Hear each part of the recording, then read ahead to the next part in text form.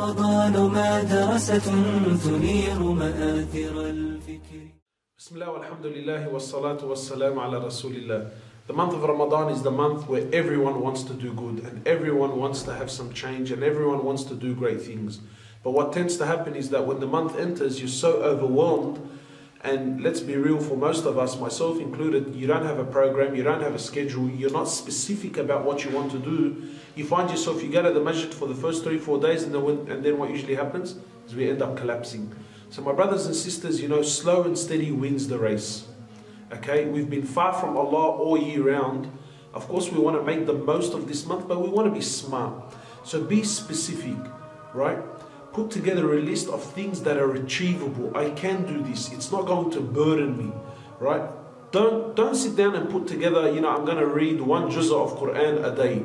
If you can and you're capable of this, well, then that's great. But if you're someone who struggles to read half a page, right, then putting down a goal as a juz, it's not going to happen. No one, you know, no one's going to. So be specific. Put yourself together a specific program. You know, look, I'm going to pray my Isha in the masjid. I'm going to read X amount of Quran. I'm going to give X amount of charity. Slow and steady. I would rather you do this much, but you're consistent throughout the whole month of Ramadan, than doing that much for the first 5 days and then you collapse after a week. The Prophet of Allah, he says, and I will end with this. This is advice for life, not just for the month of Ramadan. Allah Azza wa Jal loves the action that is small and consistent more than the action that is large but a one-off.